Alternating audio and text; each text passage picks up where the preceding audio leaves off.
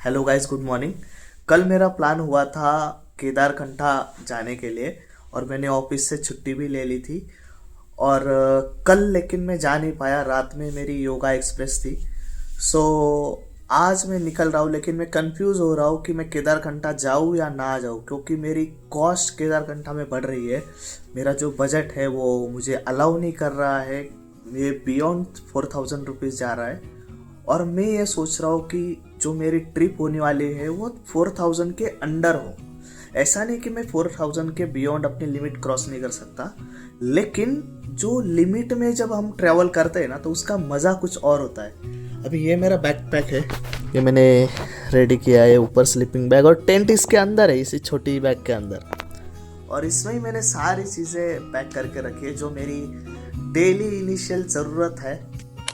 दोस्तों, हर बार मेरे साथ ये होता है ना कि कोई अनप्लान ट्रिप सडनली प्लान हो जाती है। अब पहले केदारकंठा ट्रिप प्लान मेरी थी, अभी अचानक मेरा प्लान चेंज हो गया। मैं जा रहा हूँ तुंगनाथ, चोपता चोपता तुंगनाथ। सो उसका बजट मेरे हिसाब से मैंने निकाला है 3000 रुपीज़, कि 3000 रुपीज़ में ये कंप्लीट हो जाना चाहिए। लेकिन एक्चुअल कॉस्ट वहाँ पे कितनी लगेगी वो मुझे भी नहीं पता है। लेकिन मैं कैरी करने वाला हूँ सिर्फ 3000 रुपीज़ मेरे साथ। और अभी मेरे पास जो है, मैंने क्या क्या बिल बनाया है वो मैं आपको दिखाता हूँ। Let's see. देखो, ये दिल्ली टू ऋषिकेश 110 रुपये लगेंगे जब मैं ट्रेन से जाऊँगा। और 150 रुपीज़ मैंने एज अ खाने के लिए कंसिडर किया है। खाना इज़ मोस्ट इम्पोर्टेंट। नेक्स्ट, वहाँ से बस लेंगे, क्योंकि ऋषिकेश से आगे कोई ट्रेन कनेक्टिविटी नहीं है जो हमें चीप आएगी या सस्ती आएगी।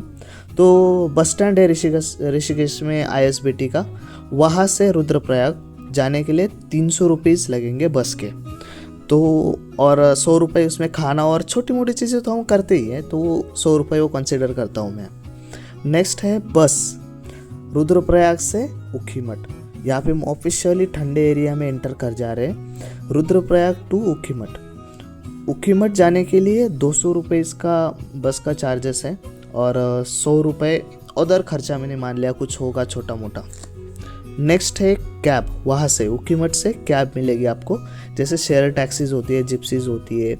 तो ऊखीमठ टू चोपता है बहुत कम डिस्टेंस है, maybe I think 20 to 25 kilometres होगा। लेकिन वहाँ पे कॉस्ट ज़्यादा है, ये मैंने ऑब्जर्वेशन किया है। तो यहाँ पे 200 रुपये कैब के फेयर है और 150 रुपये खाना, क्योंकि वो ऐसे प्लेसेस है वहाँ पे थोड़ा महंगा ही होगा। तो मेरा जो टोटल एक्सपेंस हुआ वन वे का वो था 1310 रुपये, और रिटर्न का 1310, और इसमें एडिशन भी हो सकता है। तो मैंने ये मान लिया 2620 रुपये। और ये मेरा पर्सनल कैलकुलेशन है, मेरे अकाउंट में कितने रखूँगा और कैश में कितना रखूँगा। तो अकाउंट में मैंने 2000 रुपये रखे हैं और कैश मैंने 900 रुपीज़ रखे हैं। और ऋषिकेश, हाँ, ये मैंने इसे बनाया था कि मेरा टारगेट में कहाँ से मुझे कितने बजे तक पहुँचना है। जैसे मुझे ऋषिकेश पहुँचना है दिल्ली से 5 AM तक, मतलब मैं आज यानी 18 तारीख को निकलूँगा रात में 5 बजे तक सुबह में पहुँचूँगा ऋषिकेश। एंड मेरा टारगेट है कि सुबह से लेकर शाम तक टिल 5 PM तक मैं चोपता तक पहुँच जाऊँ। चोपता स्टार्टिंग पॉइंट है तुंगनाथ का, और यहाँ तक मैं अगर पहुँच गया, वहाँ पे मेरा कैंपिंग करने का प्लान है। अगर मुझे थोड़ी सी जगह मिल गई कैंपिंग करने की तो बहुत बढ़िया हो जाएगा। तो ये मेरी छोटी सी लिस्ट है। तो आपको क्या लगता है ये लिस्ट सक्सेसफुल हो पाएगी? मैं फर्स्ट टाइम ऐसे किया हूँ, नहीं तो मैं जस्ट डायरेक्टली प्लान करता हूँ और सीधा निकल जाता हूँ, और रास्ते में सोचता रहता हूँ कि कहाँ जाऊँ, क्या करूँ। नए नए लोग मिलते हैं हमें, लोगों से बातें करते हैं हम, और बातें करते करते कुछ नई चीज़ें सामने आती है और वही प्लान हो जाता है। तो आज मैं सोच रहा था कि मेरे दिमाग में जो है एक्चुअल में वैसा होता है क्या। तो आपको भी ये चीज़ मज़ा आएगी देखने में। और हाँ, ये वीडियो में ऐसे पब्लिक पर्पस के लिए नहीं यूज़ कर रहा हूँ। ये वीडियो में इसलिए रिकॉर्ड कर रहा हूँ कि मुझे मैं जब फ्यूचर में जब थोड़ा एज्ड होऊंगा तो मेमोरीज मेरी रहेंगी मेरे साथ। तो मैं वीडियोस फिर से देखूंगा, या फिर कोई ज़रूरतमंद लोग हैं उनको प्लान समझ में नहीं आता, कभी कहीं नई चीज़ों के लिए जाता है, तो उनके लिए बेटर रहेगा, इसलिए मैं वीडियोस रिकॉर्ड कर रहा हूँ।